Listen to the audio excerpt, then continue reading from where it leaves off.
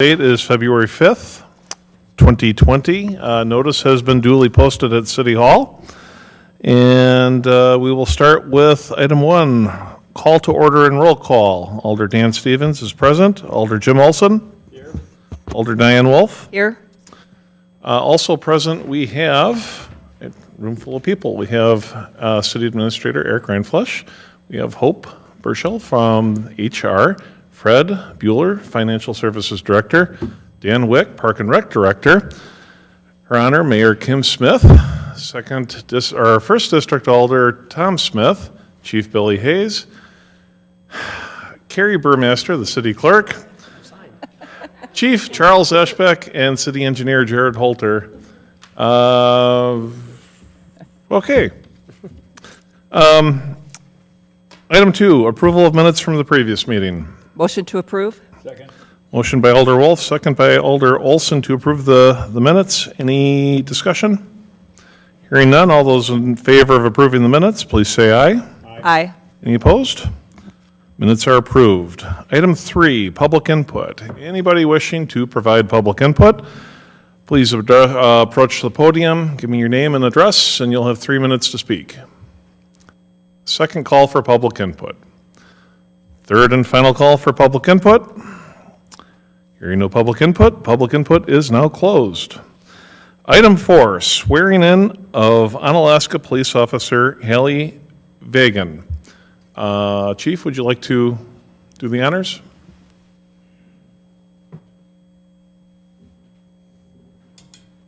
Thank you, Chairman Stevens, and everyone else in the council. It's my honor tonight to introduce our newest member of the department, Officer Haley Vagan. Would you step forward, please?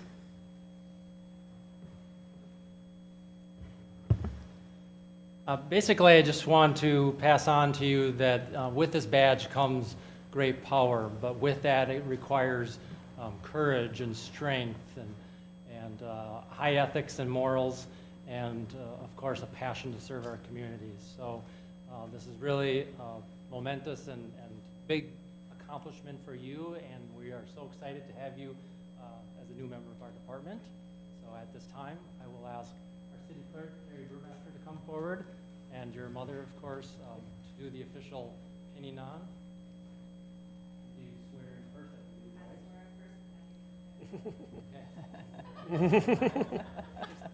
Would you prefer to be on this side? Okay, if you raise your right hand, repeat after me. I, Haley Vagan. I, Haley Vagan. Swear that I will support. Swear that I will support the Constitution of the United States. the Constitution of the United States And the Constitution of the State of Wisconsin. and the Constitution of the State of Wisconsin, And will faithfully and will faithfully and impartially and impartially discharge the duties discharge the duties of the office of the Onalaska Police Department of the office of the Police Department to the best of my ability. to the best of my ability. So help me God. So help me God.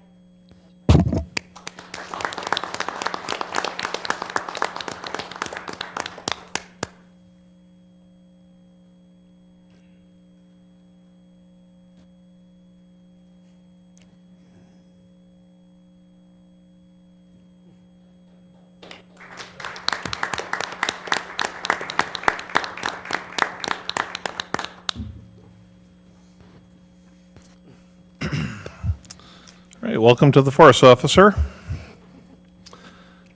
Consideration and possible action on the following items. Under Finance, item 5, authorization to approve the 2020 City of Onalaska Financing Plan timeline.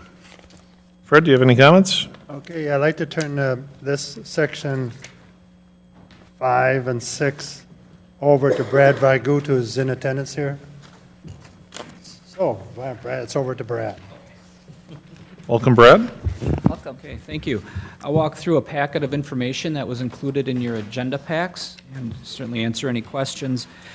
Item 5 is providing an overview of the 2020 financing plan that was developed for the city, and then the resolutions that follow in item 6 are provide the official direction for city staff and Baird to take the steps necessary to bring these bonds to market and come back to you for final approval. So what I'm presenting tonight is really our best estimate based on current market conditions of what the debt repayment schedules would really look like and what the interest rates would look like. So in terms of a summary, there's two sets of financings that you're considering tonight, considering for initial authorization. First is a state trust fund loan in the amount of $542,000. This loan would be repaid over a 5-year period, and it's funding a series of projects that are outlined under the purpose section of the summary, primarily squad cars and equipment.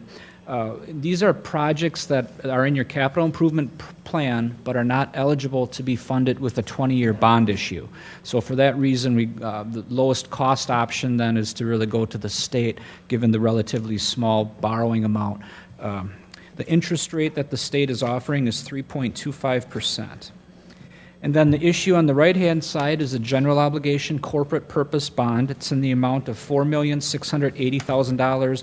This bond will fund all of the other projects that you've approved through the 2020 Capital Improvement Program.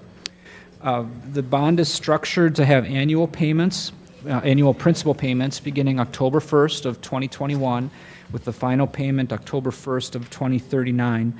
And we've got a call feature attached to this that gives the city the ability to prepay this debt in the future, either with a refinancing or if there's funds available from some other source, you could prepay with cash. And that first eligible call date is October 1st of 2028.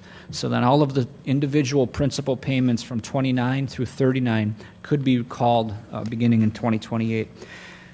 Based on the current interest rate environment, the estimated interest rate on the bond issue is 2.2%. Just by way of commentary, last week the municipal bond market hit historic lows again. You may remember when I was here back in September, well, it was August, I think we finalized the refunding. That right around the time I was here was the last time that we hit record lows. So it's sort of a coincidence that we're coming back with a significant financing to fund your capital program, and we're again in a very attractive interest rate environment. I'm actually being a little bit conservative on this estimate of rates at 2.20. If this were locked in tonight, I would expect it to be below 2%.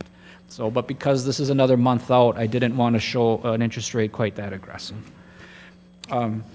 So with your authorization and approval or adoption of the resolutions that follow in item 6, the full council will consider your recommendation and those same resolutions at its meeting next week.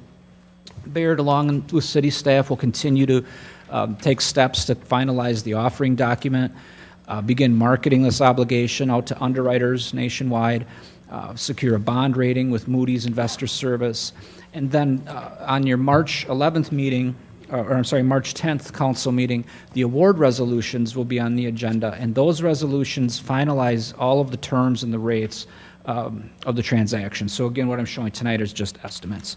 On April 2nd, the closing takes place, and that's the date that funds would be wired to the city. The state trust fund closing might follow a slightly different timeline, but it'll be around the same timeline. And then in terms of, we've updated the detailed repayment schedule for the city's debt service. The far left-hand column reflects all of the city-supported debt that's funded with a tax levy, so it excludes things like TIF debt and enterprise debt and so on. The boxed-in area shows the repayment structure of the two new issues. Offsetting revenues that are in the boxed area would really represent revenues coming from utilities to help pay that debt service. And then the net column that is shown reflects the tax levy annually required to support this debt. The far right-hand column to the right-hand section outside of the boxed-in area is the combined debt service that's supported with tax levy. So you can see that we've got a structure that it would be level through 2023 at roughly $3,960,000 to $3,965,000.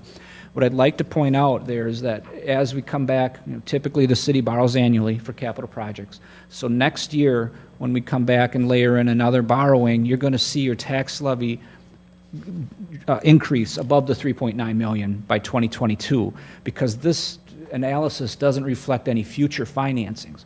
So I just say that to point out so that there's not a sticker shock when we look at the overall repayment schedule going into 2022 after next year. This year, though, your debt that you'll be budgeting for your 21 budget is roughly that $3.96 million figure. Just to touch briefly on There's several resolutions that authorize the financing in Section 6 of your agenda.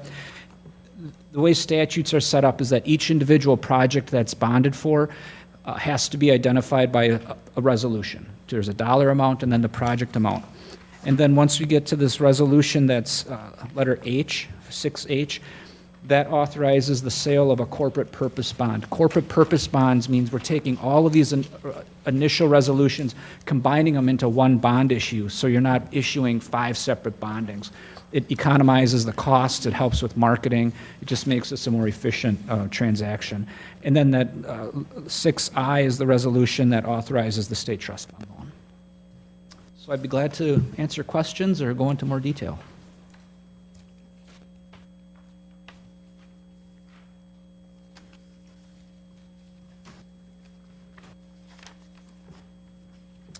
Any questions for Mr. Viget? Fred?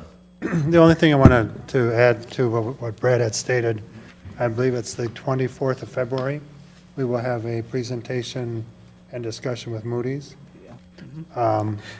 We briefly just talked about as the Common Council, as well as the Board of Public Works, this is a little bit higher bonding than we have in the past, but considering the rates as reasonable, that we feel we will have a very decent presentation and a good discussion with Moody's. So, Fred, do we have, I know that a large chunk of this was the extra borrowing for the fire truck. Going forward in future budgetary processes, do you think it's reasonable to like lower future borrowings to not offset the future mill rate as discussed in the combined mill rate where it's going to be level for the next several years? Or should we engage a policy where we take advantage of the low interest rates and then cut back later? Or is there a blend of the two that we could Well, try to I think employ? the city has taken a blend, but something that, and I didn't bring this paper with me, but one thing that Brad can probably elaborate more is we have to, with this, there is, what I want to say, was it 5% above the equalized value Of your debt capacity? of your debt capacity? Yes. And with this debt capacity, and we're quite a ways away from 5% of the equalized value at this point, but just keep in mind, this gets it up there a little bit, but we don't feel, at the same time, if you were to look at your budget book that you have handed in the section of debt service, I had Brad gives me the scale each year of what drops off as far as debt. And if you take a moment to look at that, you'll see that what you're asking would be answered because a lot of debt drops off in the next 5 years. But over the 30-some years of being here, even though some drops off, we put it back on, so it really doesn't move much. And I do think that we've traditionally been in that area of 3.5 to 3.6. I think that 3.6 is livable from Moody's standpoint. City's got a very financial sound background, so I don't expect we'd have too much argument with Moody's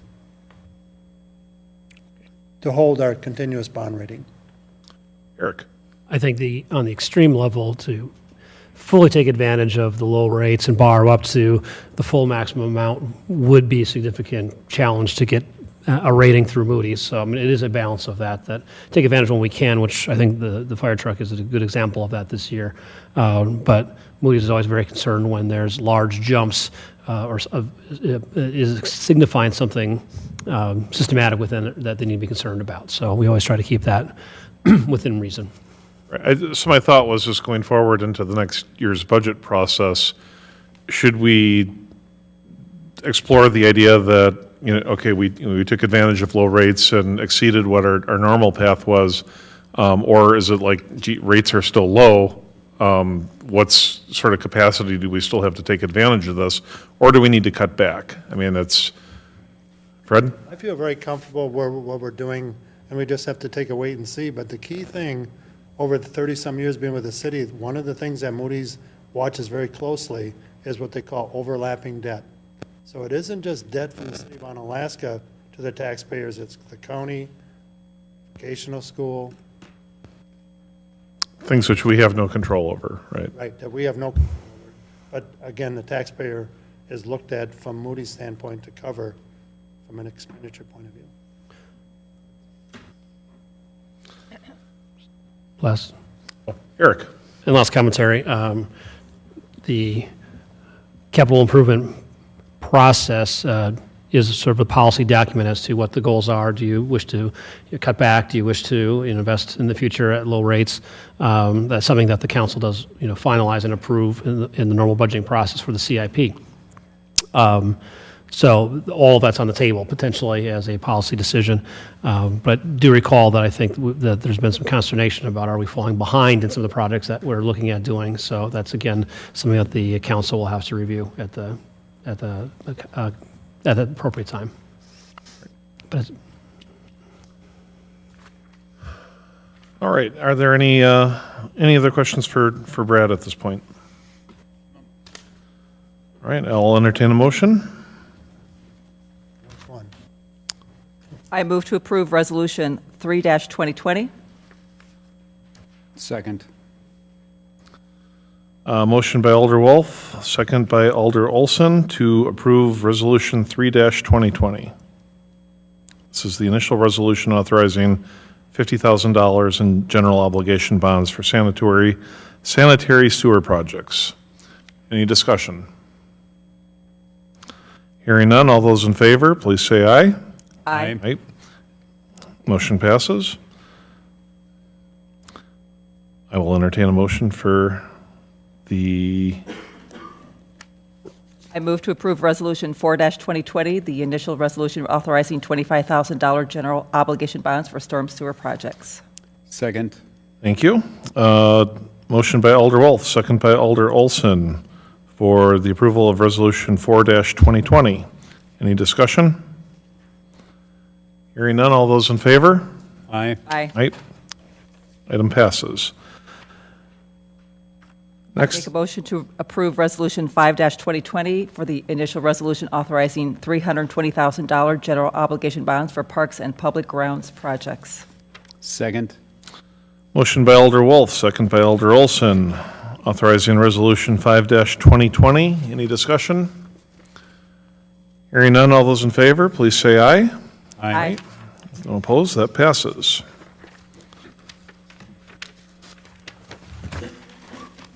Ready? You want me to do one? Okay. Make a motion to approve Resolution 6-2020, initial resolution authorizing $2,985,000 of general obligation bonds for street improvement projects. Second. Motion by Alder Olson, second by Alder Wolf, approving Resolution 6-2020. Any discussion?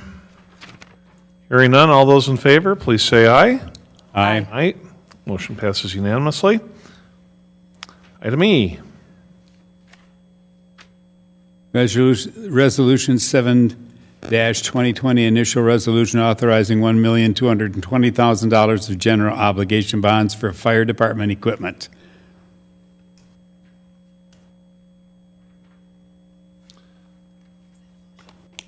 I did make that was a motion, I'm sorry. I'll second.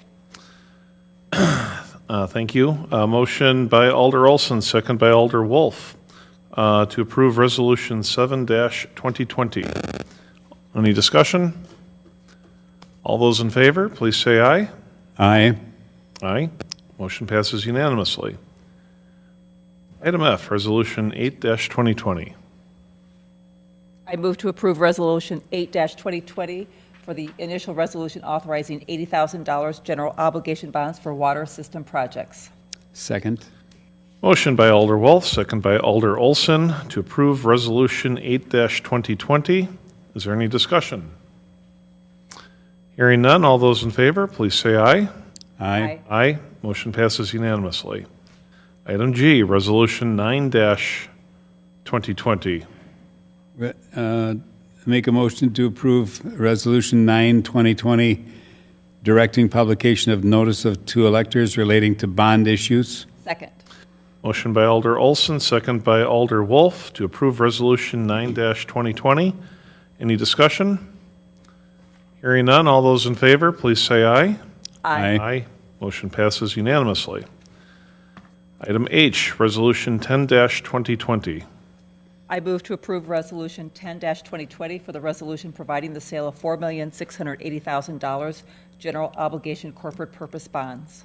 Second. Motion by Alder Wolf, second by Alder Olson to approve Resolution 10-2020. Is there any discussion?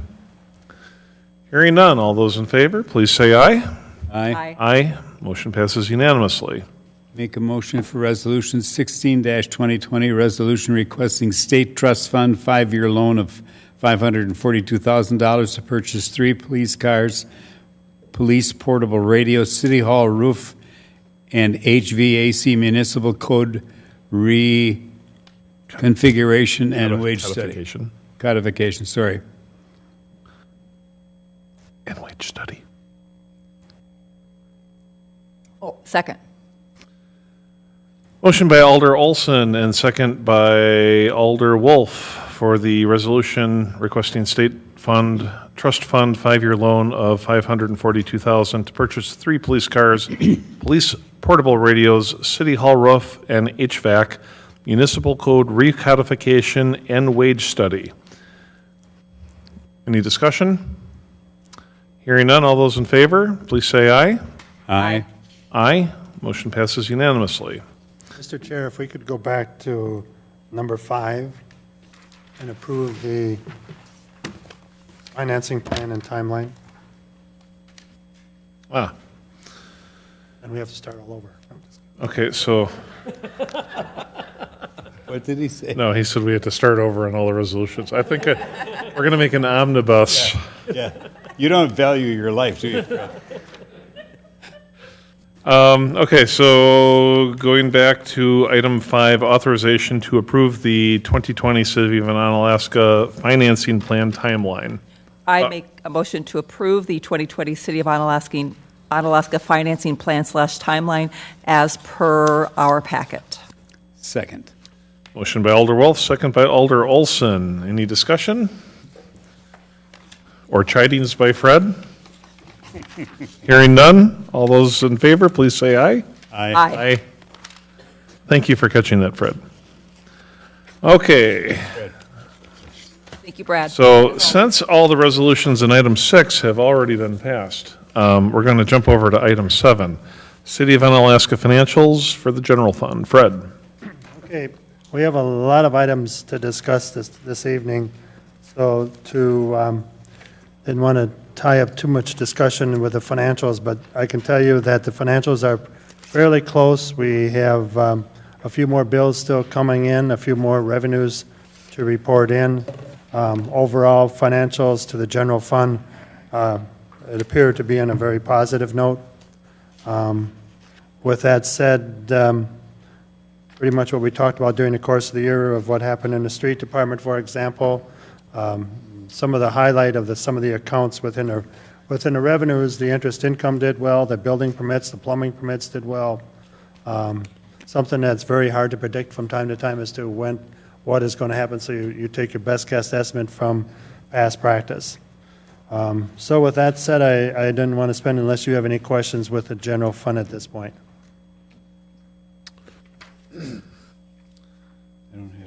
I'm not hearing any questions, so Should accept the report or place on file. should if there was a motion. Okay, make a motion to accept the city financials as of 12/31/2019. Second. And then specifically for the general fund, right? Okay. Yes. Motion by Alder Olson, second by Alder Wolf, to accept the general fund financials for 2019. Any discussion? Hearing none, all those in favor, please say aye. Aye. Aye. Was accepted unanimously. B, Fred. Okay, B is canary-colored paper. It's lettered F-7B. And looking from left to right, I just want to briefly explain the titles up above, and then it'll be self-explanatory after that. From left to right, we have the account numbers, then we have the account title, the original budget when we passed the budget back in November of 2018. Then we have the current budget, which we didn't do any budget amendments, so there would be no difference in there. The period activity, was what has happened in the month of December. Fiscal activity is what happened during the course of the year. The variance is either a negative or positive as to how the outcome came during the course of the year. Now, under GASB and GAAP compliance, what the city needs to do, and what we do at this time on letter B, is we have what they call interfund transfer. Interfund transfer is one of the line items that we're going to be approving tonight, is when a department within itself just needs to move things around within its own department. And the bottom line, if as you look down this list, if for each department, for example, Common Council has a zero differential, that is what the interfund transfer does. In other words, there's some ups and downs, additions or deletions within itself. The next column over, the fund transfer out, are some departments that have some dollars that were left because the fund transfer in is our departments that need additional help. Now, you may recall, for an example, the key one that we talked about here in the past month or so is in the IT department, and that is on page. Second. And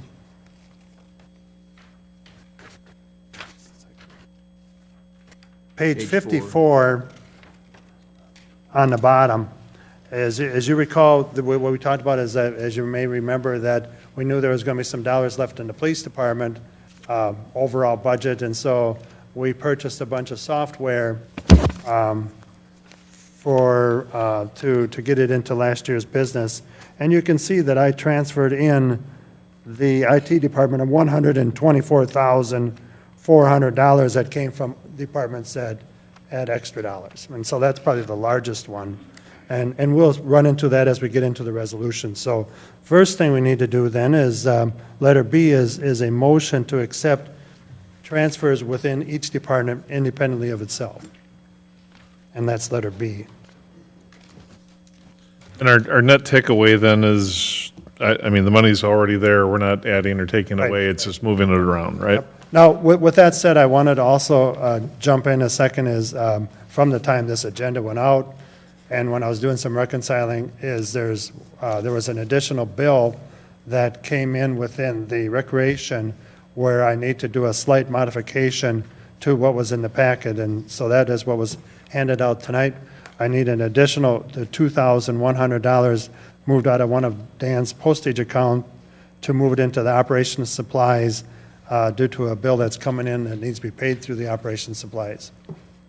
And so that's an additional modification to what was handed out in your packet.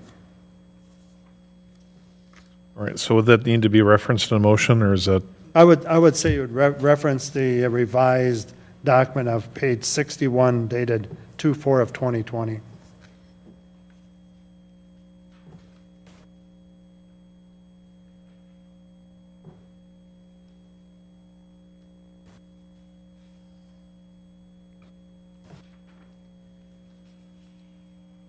And I highlighted in yellow the two modifications that was made. And as you can see, it was a net effect within that department.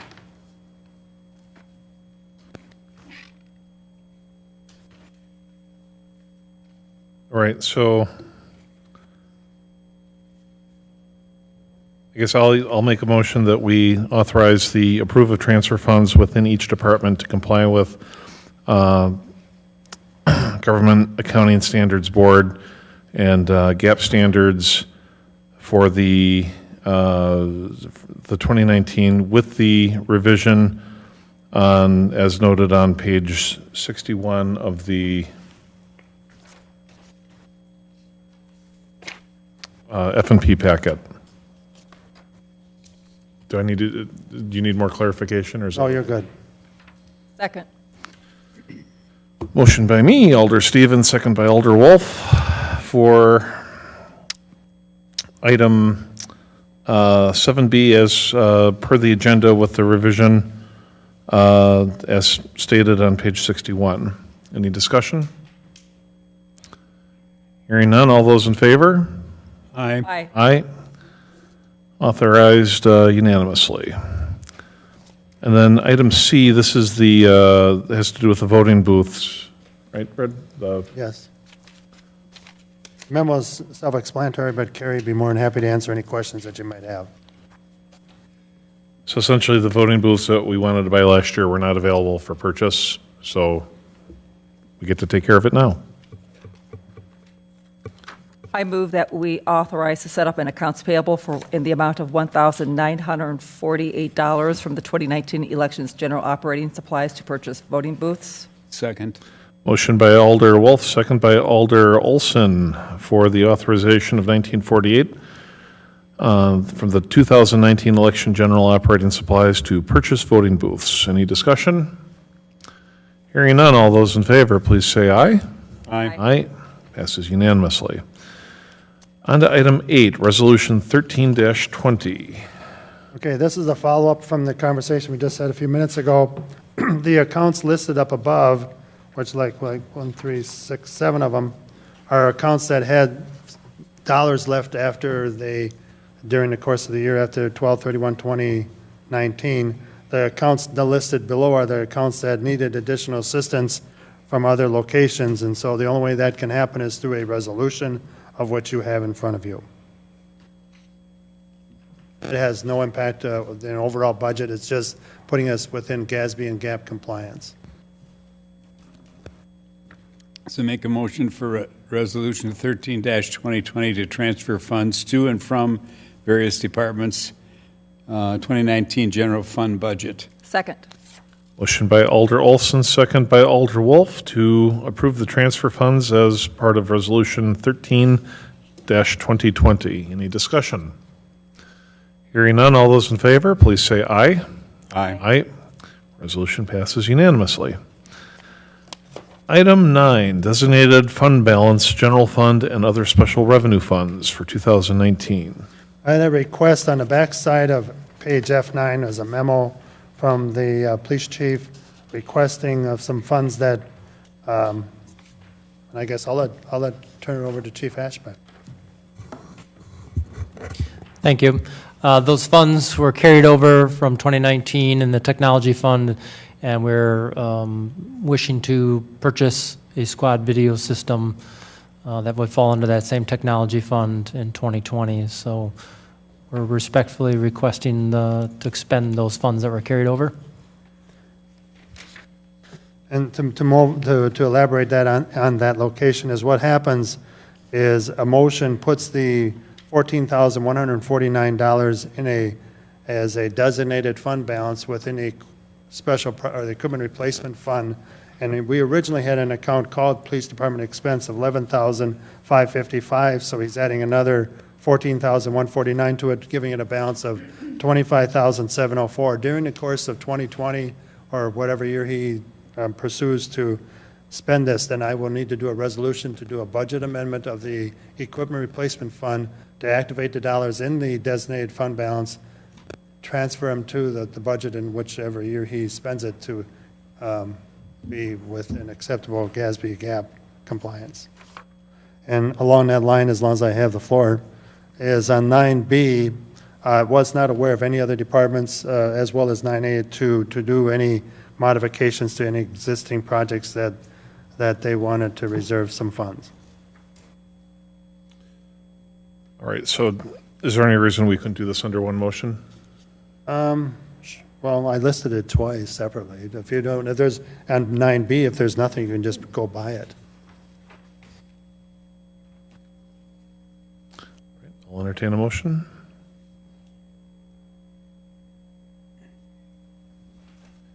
Make a motion to adjust existing designated fund balance 2019.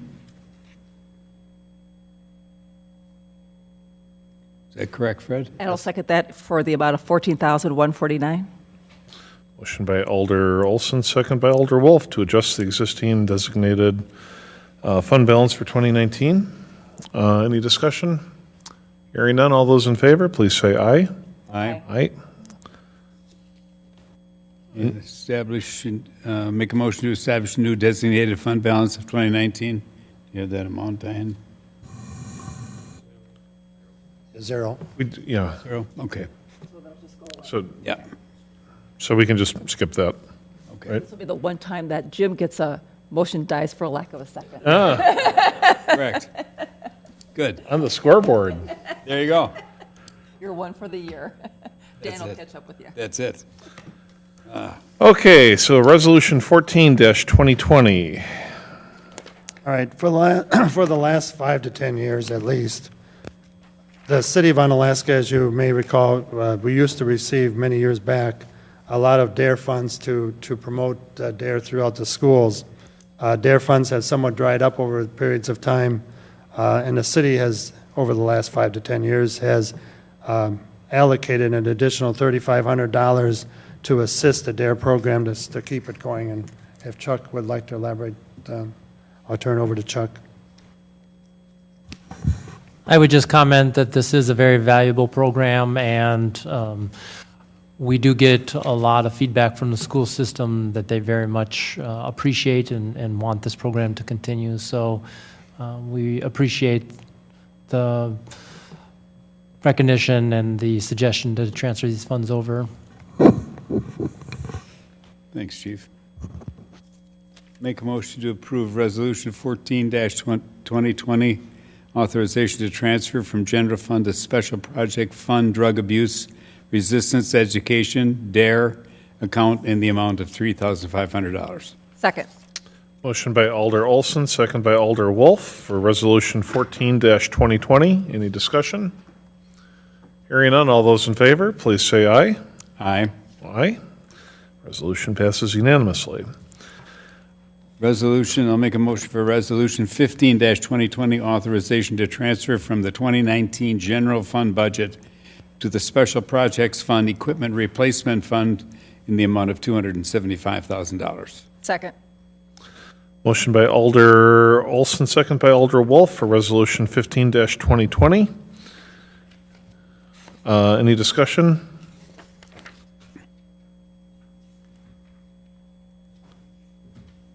Fred, this is along the same lines, except specifically what, let's see.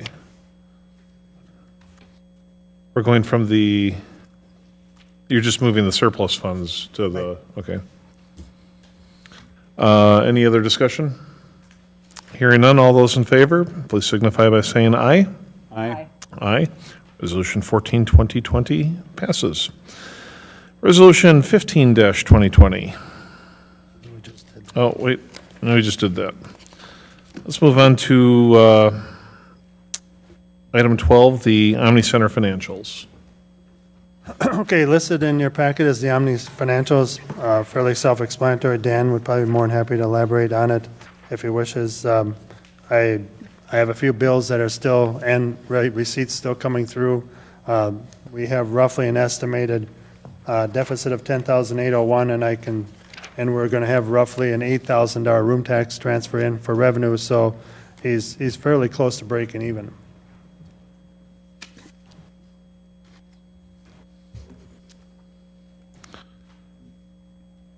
All right, I'll move that we accept the 2019 Omni Center financials. Motion to approve the 2019 Omni Center financials. Second. And we'll let you, technically I made the motion, but we'll let Diane. Did you? I did. Motion by Alder Wolf, second by Alder Olson to accept the 2019 Omni Center financials. Any discussion? All those in favor, please say aye. Aye. Aye. Financials are accepted. 13, Joint Municipal Court, financials for 2019. Okay. What I'd like to have you do first is just skip ahead to page 85 and page 84. Okay. Trying to, they look the same. It looks like to me that someone copied it twice, but, all right, it's actually pages 85 and 86. There we go. 86, The court 86, was really consistent from one year to the next. yeah, it's a number in the center of the page. What I wanted you to go to, first of all, is page 86. What we have here is this is the town, cities, and villages, members of the joint municipal court. This is the debt that was assessed between 1/1 of 13 to 12/31 of 18, and the balance as of 12/31/18. See, this is last year's stats, or 2 years' stats. And the reason I wanted to show you, because if you go down, if you look at that, this is, I mean, if we're focusing strictly on the city of Onalaska, we had outstanding debt, outstanding citations of 494,402. Now, if we can skip to page 85, this is outstanding debt from 1/1 of 14 to 12/31/19. As you can see, the city of Onalaska's outstanding debt pretty much held its own, and if you looked at each and every one of these other municipalities, they're fairly consistent of holding its own. Now, I can tell you that we have talked about in prior meetings, the city of Onalaska, through the state debt collection, we've been very, very, very aggressive. We have a system set up so that after a certain number of days, and I don't want to be quoted, I think something like 90 days, letters go out by the clerk of court that it's going to be turned over to state debt collection, and we collect around $130,000 to $140,000 a year through the state debt collection. So what it appears to me that we have debt dropping off, we got new debt coming, or well, not debt, but citations, and we're pretty much holding our own, which I think is a very positive thing. So I wanted to jump here first because these figures that you see on 12/31/19 is the first sheet, the figures that you see on the financial on page 79. So those, I know it's very hard to read, but the 495,000, for example, 362 is the city of Onalaska's outstanding citations from 1/1 of 14 to 12/31/19. Any questions on the accounts receivable? Okay, good. So then we go back to, on page 80 is the revenues. City of Onalaska levied our share of what we need to, for the joint municipal court of $71,850. The fines and forfeitures is what was collected throughout the year from all of the 6 entities. The $89,000 is the court costs. For those that are new, may not recall, but I'll mention it to you. What we do, we have quite a system set up. The $89,458 for court costs, when this was first established back many years back, is that we were hoping that the court cost was enough dollars for each citation. I think is it $23 we keep for each court cost that goes into the program itself to fund. And what we need, we not only need the court cost dollars, but we also need the January and December forfeitures, which is the portion that normally goes back to the town, city, and village, kept to assist the program. And if it needs an additional assistance, that's what we're going to get into very shortly. That's on letter F13B. And we have 2 communities that wanted to be part of the joint municipal court for city citations, and that was Rockland and Holland. And I believe one of those 2 dropped out for 2020. The joint municipal court felt it was necessary that if they want to participate, they had to put some funds into the program. So to be a member, the minimum was a $500 per year deposit, non-refundable. So that helps our time and to run this program. So with that said, then the expenditures, self-explanatory, are listed below. With that, I don't have any questions on the financial side because we'll get into some of these other issues again. So with that said, we should probably approve 13A, unless you have questions. Motion to approve financials for 2019 for joint municipal court. Second. Motion by Alder Wolf, second by Alder Olson to approve the joint municipal court financials for 2019. Any discussion? Hearing none. All those in favor, please signify by saying aye. Aye. Aye. Financials are accepted. Moving on to B. Okay, if we could, again, I know we like to skip around, but could we go to page 83 in the center of the page? Because this kind of draws what we have is the methodology that was established when we first started this program is based on the number of cases not dismissed. So any citations that are going through the court system that go from the time they're issued all the way to the time the person pays. That is the breakdown of the number of cases not dismissed is the percentage then of the town, city, and village's responsibility to cover the operation of the joint municipal court. So if you look from 2017, 18, and 19, you can see it's fairly consistent of what the city of Onalaska has been paying. Any questions? And then the rest of the communities are listed as such. And so it's actually each community stands on its own. So the more citations issued by a community, town, city, or villages, it could be a positive or negative to them at the tail end. So with that said, then I'm going to slide back now to page 81. 81, then in the upper left-hand corner is the cases not dismissed, and you can see that is the percentage. Moving from left to right to the center of the page, we have the actual expenditures. The city of Onalaska, when we were very fortunate to have a positive dividend, I feel it's only right that they also receive, because we have employees that are in the work, within the joint municipal court, they get a $425 worth of dividend that the city received applied to the expenditures. Then we have the court costs that we talked about earlier that work as a deduct against the expenditures. And as I stated earlier, we keep the January and December deposits or the forfeitures. Then in the middle of the Onalaska park offset, and for some reason I'm just drawing a blank what that is right now. Maybe it'll come to me. The software, for those that have followed the joint municipal court, the city of Onalaska is moving away from Tyler software and with the TIPS program. Keeping in mind the city of Onalaska has more at stake than just the citation portion of the joint municipal court. We also have the parking. All the rest of the communities do their own parking. The city of Onalaska runs the parking through the joint municipal court software. So in other words, my staff in the finance department, along with the joint municipal court. And so the city of Onalaska pays a larger portion of the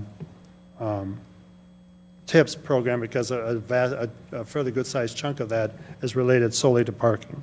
Any questions on that so far? Okay.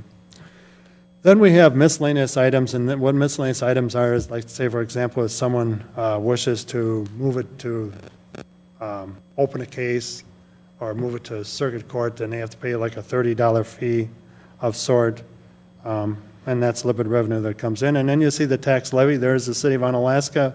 We levied $71,850 to cover what we thought a year prior to this of what our costs were going to be.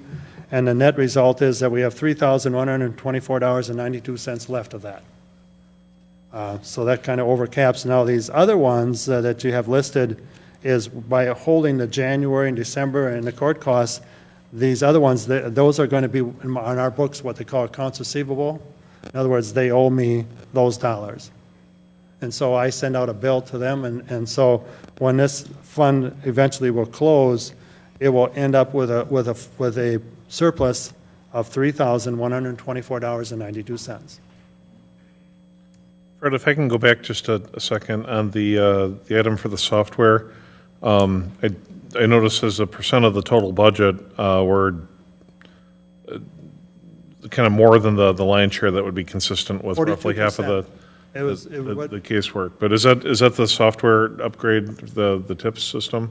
Yep, Is that a one-time fee? Yeah, this is a one-time fee, and that's why I called it out separately. And Okay. if you look down below, the $31,806 is the software that is being called out, and a vast majority of that, the reason that City of Onalaska is high as it is, because we started the TIPS parking in October, and so the rest of the town, cities, and villages' share of the software for the joint municipal court is happening now.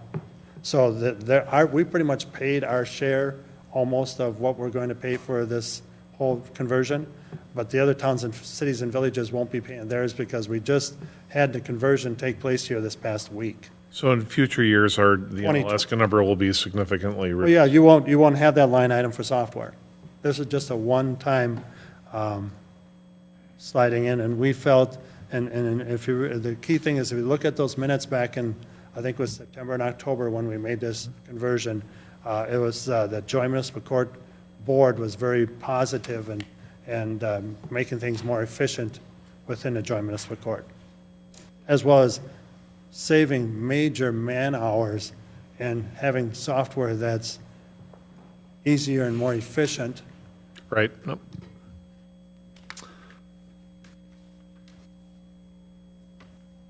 Okay, I'm sorry, I think I cut you off while you were talking, but, I was done. all right. So, that's a review of the joint municipal court allocation. If that's a review, do we need to accept these? No, it's up to you. I think it's important that you just go through all these so you clearly understand what they are. The next item is, as you may recall, is I had stated that we had dropped off a year of citations. In other words, a year of 2013 dropped off, and one of the things that is necessary is in your packet is a memo from the judge authorizing the purging of the data. Even though, keep in mind, even though I'm taking it off the books, this is a key thing, is even though I'm taking them off the books, the state debt collection, as well as these collections are still going to be collected. It isn't that they're going to get free. I mean, there's still, the city and the state debt collection will continue to pursue and do everything power to collect these funds.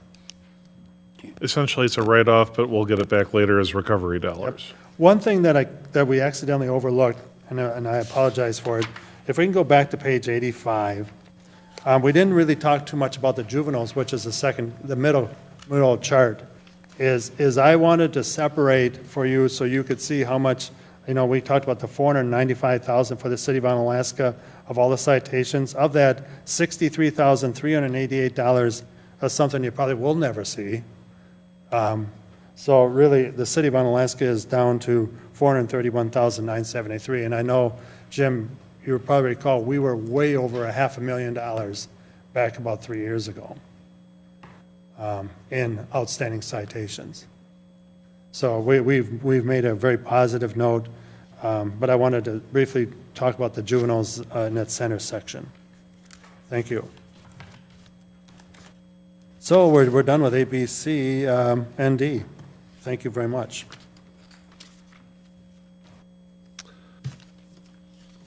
Fred, do you need a motion on D? Yeah, I think if you accept items B, C, and D and place them on file. Because you did one for A. all right, well, Chair will make a motion that we accept items B, C, and D and place on file under joint municipal court. Second. Motion by Stevens, second by Alder Olson. Any discussion? Hearing none, all those in favor, please say aye. Aye. Aye. They are placed on file. Item 14, Gunderson Health Systems parking ramp. Okay, this is the fourth quarter report from Gunderson Lutheran. Any questions? Otherwise, it's pretty self-explanatory.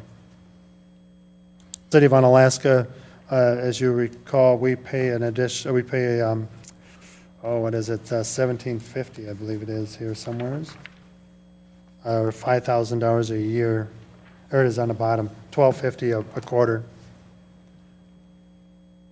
And it's one of the requirements outlined in the bond covenants when the city borrowed the money many, many years ago.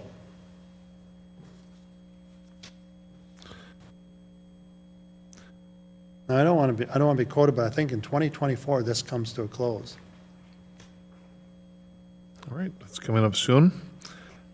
I'll make a motion to accept the fourth quarter and annual 2019 Gunderson Health Systems parking ramp. Second. Motion by me, Alder Stevens, second by Alder Olson. Any discussion?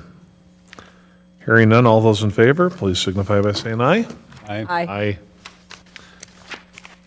Passes. We're on to personnel.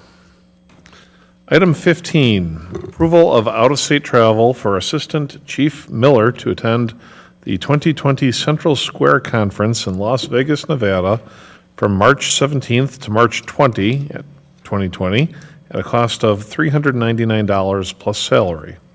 Central Square is the software vendor for the majority of law enforcement software in use by the police department, and we will be seeing some major software updates in the next 2 years that will affect all departments countrywide. Is there anything to add, Hope? Motion to approve Item 15. Second. item 15. Motion to approve item 15 as per the agenda by Alder Olson, second by Alder Wolf. Any discussion? I think the memo that the assistant chief put in the packet kind of outlines what he's looking for, and I think the cost is pretty minimal, as he's looking at taking care of some of that on its own.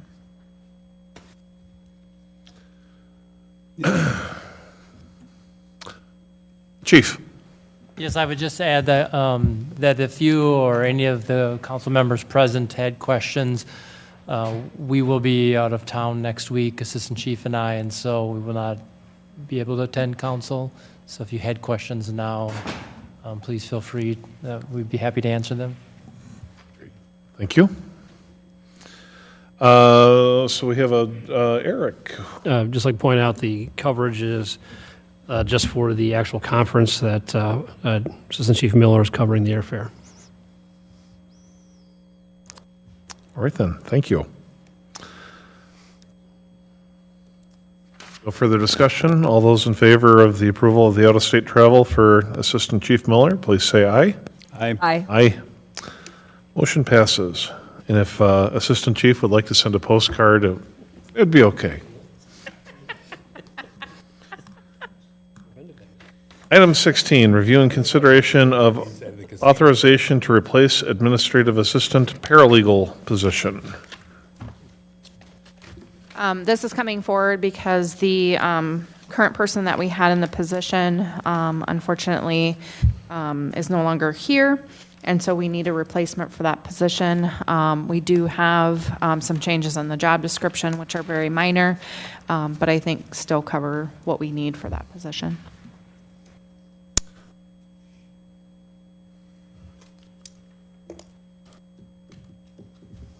Okay, so what do you need an approval on this, or do we just? Yes.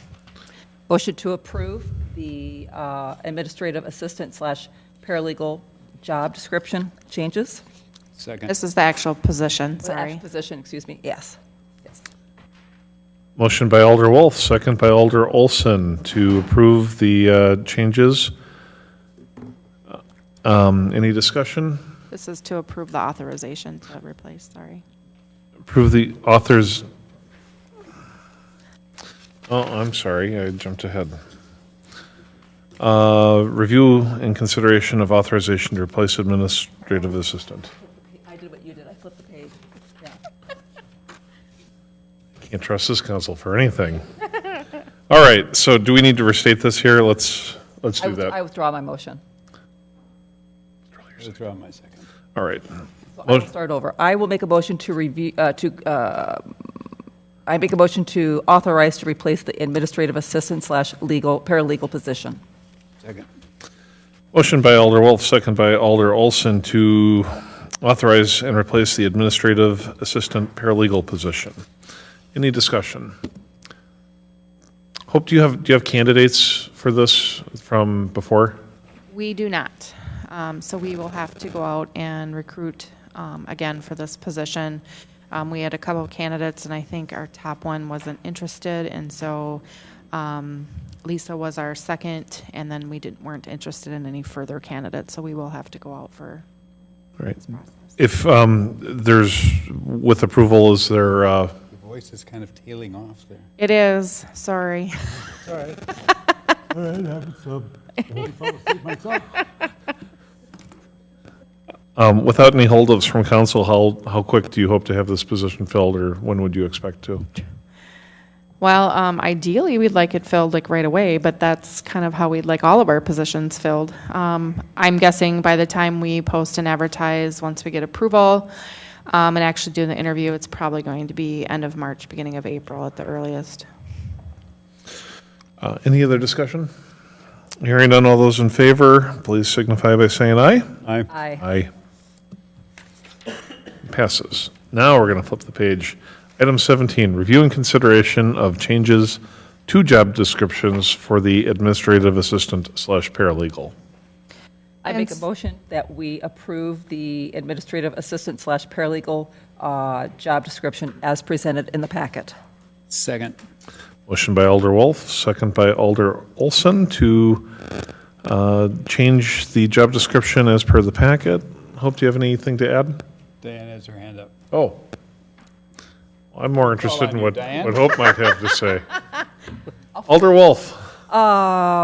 So just a couple quick questions. I'm assuming it was grade 12, it's staying grade 12. And I think the only thing that I noticed was that you're just adding that this person would also be available to the administrative suite staff, and that it looks like you will be probably testing to make sure that they are proficient in Microsoft Office products. And that's pretty much the gist of the changes? Yeah. Okay. Thank you. Didn't mean to steal your thunder in case you were You going to add all did. that. There we go. Stole my thunder. Hey, I'm a mind reader. I don't have any other questions for Hope now. All right. Jim, do you have any questions? No. I was just waking up. All right, I believe we have a motion on the floor from Diane, second by Jim. Yes. All right. Without any further discussion, all those in favor, please signify by saying aye. Aye. Aye. Unanimously passes. Item 18, review and consideration of compensation study proposals by Baker Tilly, Carlson Detman, and Public Administrative Associates. This seems like it would be an Eric thing. Thank you. In the packets today, previously there was two of the three that were received in time for this meeting. The Baker Tilly is the first one in the packet. It is the same document you've seen now twice before, and is again the document that we bookmarked items in the capital improvement based on just an estimate. As stated earlier, Baker Tilly is the one I had worked with in the past. The only one of the three that I worked with in the past for a wage comp and class study when they were known as Springstead. Additionally received in the packet then is a professional service agreement from Carlson Detman, which is the second proposal. The professional service agreement is actually what they're currently using at La Crosse County. So no additional information was provided outside of this is sort of their standard process. Their estimate on this is about $700 more than Baker Tilly, but in that same price range, about $25,000. That made the packet there. Then, as emailed to you, there was 4 documents, and were they here available for you today? The packets comes a proposal for wage and comp study from Public Administration Associates, better known as PAA. They do have the cover letter attached and a very similar proposal as to the other documents in particular, very similar to what you'd see at the Baker Tilly. This one does come in a bit under at the other prices there at $19,900 or just $20,000. It's about $5,000 less than the other 2 proposals that were there. I do have opinions about each that I'd be willing to share if requested to do so. But as requested the last meeting, we were able to get 3 fairly comparable work plans of similar nature to what was presented in the past.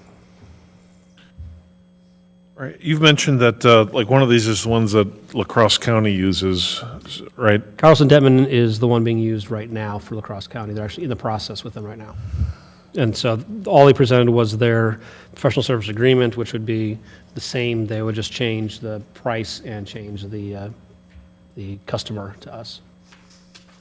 Would it be fair to suggest that some of the positions at the county level might, for a civil servant position, would be very comparable between a municipality and a county position? The county would not be used as a comparable community in any of the proposals, because they would always try to isolate what similar type of communities and similar situations that we are. So in terms of comparables, not necessarily, but absolutely it's a competitive job market, yes, that we are in the same job market for the same type of employees for the most part. Outside the social service employees, which the county would have, we would not have. So while they wouldn't be a comparable, they are absolutely a part of the workforce comparison as to where we are in wages. Well, I, for one, would be interested to hear the pros and cons of each, and if you have a general opinion of, or a recommendation. Sure. I'll keep it brief. Comment was made, and I will confess, admit to this, because I've only worked with one of the three, there's very naturally a bias to them. I mean, mentally, I know what the end result will be. I know what the workflow will be like. I cannot speak for the other two. So the first one that I'm most familiar with is the Baker Tilly on the agenda. That's the one that I have worked with before as Springstead. I found that their process of getting information from each employee to be very thorough and well explained to people. Their scoring methodology, I think, is very sound when it comes to how we score positions across the organization, as well as then the competitive marketplace. They spend a lot of effort and time getting quality information, so we knew, are we in the market or are we out of the market? Do we need to make adjustments that way? So I think in terms of the thoroughness, I'm most comfortable with what Baker Tilly has to offer. Carlson Detman, I'll be honest, I'm a little concerned about the advantage. First of all, what I'm not concerned about is the advantage of them is that they are currently working within La Crosse County. So they would be on site, and we would have some sound information about La Crosse County that Carlson Detman has. My concern about Carlson Detman is they were not even willing to put some effort into making a proposal to us and just simply saying, here you go, and basically the same dollar amount. Beyond that, I think that their scoring methodology is not as well clearly defined, and those people that I've talked to that have utilized them share that concern as well, that if employees or the public challenge how a position is scored, there's less support that they offer to really justify that position. Public administration associates, very similar scoring methodology. They have more criteria that way. The advantage for them is that they are 5,000 less to them. The concern, if there's a negative to that, is likewise their scoring is very similar, but has not necessarily been defended in the court. And this is one of their side jobs they would do. Baker Tilly will, through an online portal now, every employee will compare their position descriptions to tasks they actually do. They can check a box to say they would like to be contacted directly by the consultant. Public administration will do it on a paper version, but will likewise also, if the employee wishes to be contacted, will contact that employee. Both will then prepare a scoring methodology that for any new positions down the road, that either there's a reorg or there's creating a new position somewhere, that the methodology is left behind that then staff uses to score positions. Carlson Detman would, for a small fee of $350 a piece, rescore your positions down the road, so that it's more controlling of that data than it would be for either public administration or Baker Tilly. If I were to rate them, my preference, again, be honest, I have a comfort level already with Baker Tilly. Number one, number two would be public administration, and number three would be Carlson Detman. Okay, thank you.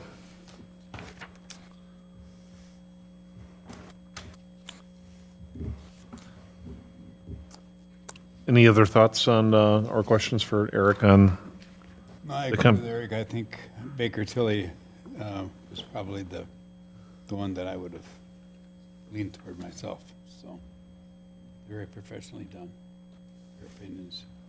It sounds like they're more comprehensive and maybe more just transparency in the process. Is that? I would agree. All right, so we don't need a motion on this. It's just a review, right? I would ask that if we can make a motion, at least as the recommendation to go to council, then the full council can at least take action on that recommendation or do something different. Alder Wolf. Thank you, Chair. Since there are two council people who are not part of this discussion, I'm hesitant to make a motion because I don't want it to die for a lack of a second, but I'll extend my neck out there. I will make a motion to advance these three proposals to council. Let me revise that. I move that we advance the compensation study proposals to council from F&P without a consideration, Or to Without have a it on the recommendation. non-consent agenda. without a recommendation at this time. All right? Doesn't matter to me. It's fine. You want to second it? I kind of want her to have one die for lack of a second, but, But what's the right thing to do? all right, I'll second that motion. Any other discussion? She's not done yet. I'm not done yet. The reason being is I am tending to agree that I am leaning right at this point to Baker Tilly, but I would like to hear from the other two alders at this point in time. And I would like to just sit on this a little bit longer. The attachment that Eric sent to us from PAA was like 107 pages, and I have not had a chance to get through all of it. We just got it Monday. It wasn't your fault. It's just that he received it late, and I just have not been able to muddle through it all. And I don't think I'm going to change my mind, but I would like to give it its due course and be able to consume the entire thing. So I do think the right thing is to just forward this out on without a recommendation and let the entire council decide come Tuesday. Thank you.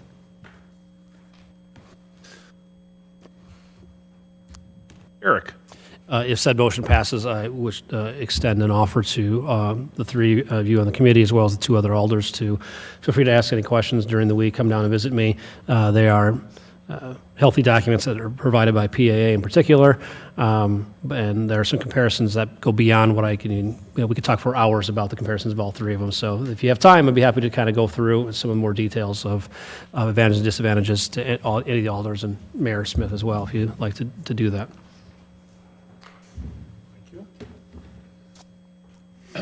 So going back to the motion by Alder Wolf, which I seconded, I think, or did you? You did. You did. It's all a blur. Try to blame me for that, but Any further discussion? All those in favor of passing this on to council and on the non-consent agenda, did we say? For further consideration without a recommendation at this point. All those in favor, please signify by saying aye. Aye. Aye. All those opposed? no. Okay. Motion passes 2-1. Call getting your feelings hurt. Sorry. I don't care. Before you go to close, could I just add, I know it's not on the agenda, so Wait, just a minute. Yeah. Just a minute. How much time do you need, for God's sake? well, I just have a question why something wasn't on the agenda. There isn't no If police, it's that, then go ahead. there's no police fire updates on the agenda. That's because that all ended last year. That all ended last. Is that something we need to renew annually? Ultimately, the council went on record to indicate that, because I had requested from Finance and Personnel and Council not to have to take police and fire positions to the council and FMP every time an opening came forward. And so because you gave that approval, I gave the reports, but that ended at the end of the year. So now any position would have to come back to the council to get filled. Oh, we can sort that out. Okay. Okay. It's not on the agenda tonight anyway, so, Okay, thank you. but thank you, Hope. All right, item 19, closed session. To consider a motion to convene in closed session under section 19.85, parent 1, parent G, of the Wisconsin statutes for the purpose of conferring with legal counsel for the governmental body who is rendering oral or written advice concerning strategy to be adopted by the body with respect to litigation in which it is or is likely to become involved. Go ahead, sorry. I'm not done. Go ahead. IAFF, International Association of Firefighters, Local 127, grievance 2019-3, regarding part-time emergency medical technicians, and IAFF, International Association of Firefighters, Local 127, prohibited practice complaint regarding part-time emergency medical technicians EMT. If any action is required in open session, as the result of closed session, the committee will reconvene in open session to take necessary action and/or continue on with the printed agenda. Motion to go into closed. Second. Motion to go into the close by Alder Olson, second by Alder Wolf. Roll call. Am I? Diane, aye. Dan, aye. We stand in closed session. Can we have a quick 5 minutes? We may have a quick 5-minute break. The time is 8:35.